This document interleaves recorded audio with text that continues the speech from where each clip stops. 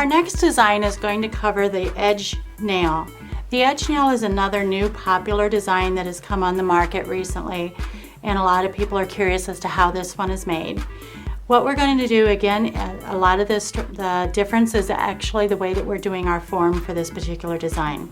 The first thing to do to create the edge nail is to take your form and we're going to fold it right down the center of the form. And we're going to make a nice tight crease on the center. Then you would measure the width of your client's nails. The smaller the nail, the further in we're going to come. The wider the nail, the further out we're going to go. You want to line up the sidewall of the client's nail with the side of your form to determine how wide you need to do this. And then you're going to fold the form again straight down and on a matching edge on the opposite side. So now we have 3 creases on our nail, on our form here. So when you look down the barrel of the nail, as you can see, it's creating that V shape that we're looking for in the nail. And this is what creates the edge or the vault nail. So I already have my form on my client.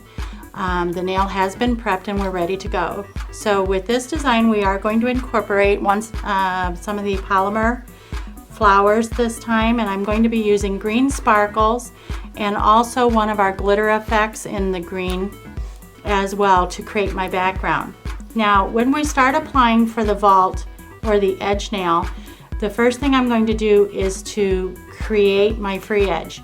The biggest difference here is rather than working in a rounded pattern, we're actually going to be working flat at a 45-degree angle, working from the free edge flat to the surface, and then coming over here again working flat and working to the free edge, so that we're actually building almost like a roof top to the nail.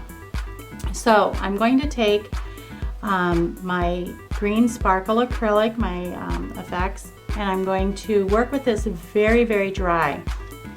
So I'm going to place it on the side of the nail at the length that I desire to build that nail, and I'm going to start pressing it back, working very flat to the form. I don't want to round this out because when I'm filing, I'm going to be filing very flat on this surface. And I'm going to continue working my way back. And as you're working up toward the crown of the nail, which would be right down the center of your free edge, you really want to make sure that you've got really good coverage in there, because if it's too thin in that spot, it'll be an immediate area for your client's nail to break. So then I'm going to come to the other side and working that product, keeping it flat, pressing, and I'm pressing my product up toward the crown of that arch. Once again, working pretty dry. I'm going to blot the excess liquid out of my brush. I'm going to place it at the free edge, and I'm going to press side to side, working it up toward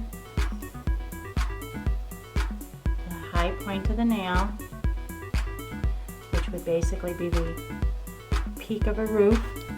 And then I'm going to use the side of my brush and I'm going to start pushing this back and creating the angled free edge.